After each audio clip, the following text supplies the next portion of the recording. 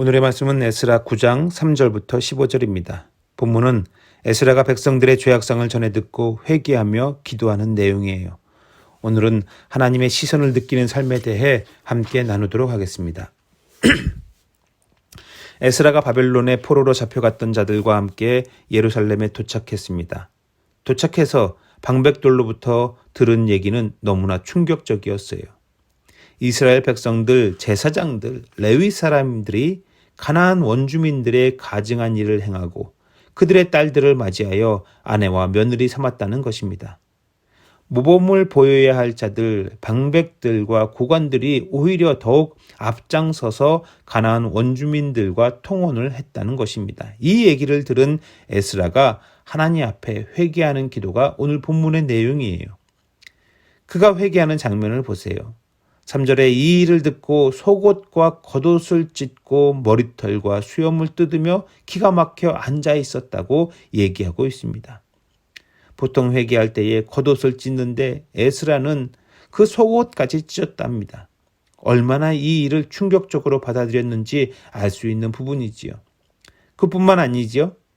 머리털과 수염을 뜯었다고 말하고 있어요. 그 자괴감이 얼마나 심했으면 머리털과 수염을 다 뜯고 있을까? 말하기를 나의 하나님이여 내가 부끄럽고 낯이 뜨거워서 감히 나의 하나님을 향하여 얼굴을 들지 못하오니 이는 우리 죄악이 많아 정수리에 넘치고 우리 허물이 커서 하늘에 미침이니이다. 얼굴이 화끈거릴 정도로 하나님 뵐 면목이 없었다고 얘기하고 있어요. 여러분들도 혹시 그런 적이 있습니까? 사람들 앞에서, 자식들 앞에서 얼굴이 화끈거릴 만한 그런 일들이 있었는지 모르겠습니다. 그렇다면 하나님 앞에서 얼굴이 화끈거리고 민망해서 정말로 부끄럽고 낯이 뜨거워서 고개를 들지 못한 그런 일은 있습니까?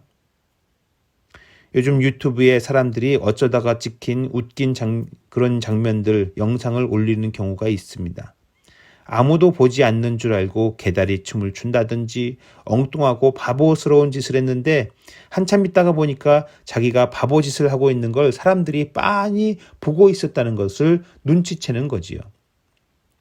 그러면은 얼굴이 화끈거리는지 얼굴을 가리고 도망가기 바쁩니다.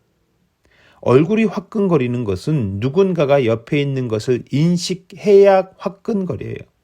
나 혼자 있을 때에는 뭔 짓을 해도 보고 있는 사람이 없으니까 화끈거리지가 않습니다. 우리의 일거수일투족, 하나님이 다 보고 계실까요? 안 보고 계실까요? 내가 혼자 바보짓을 하고 엉뚱한 짓을 할 때에도 하나님은 보고 계십니다. 그러면 하나님의 시선을 우리가 인식해야 당연한데 우리는 하나님의 시선을 인식하지 않고 지내는 때가 너무나도 많습니다.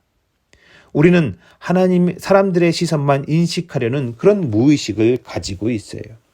여러분, 하나님의 시선을 인식하지 않으면 우리는 너무나 쉽게 거룩을 포기하게 됩니다. 적당하게 죄와 타협하려고 한단 말이지요. 본문에서 방백들과 제사장, 레위인들이 가나안 원주민들과 통혼하듯 적당하게 죄와 타협을 하는 것입니다. 그렇기 때문에 우리는 하나님의 시선을 강하게 인식해야만 하는 거예요. 직장 상사의 시선, 자녀들의 시선, 이웃들의 시선만 인식할 게 아니란 말이지요.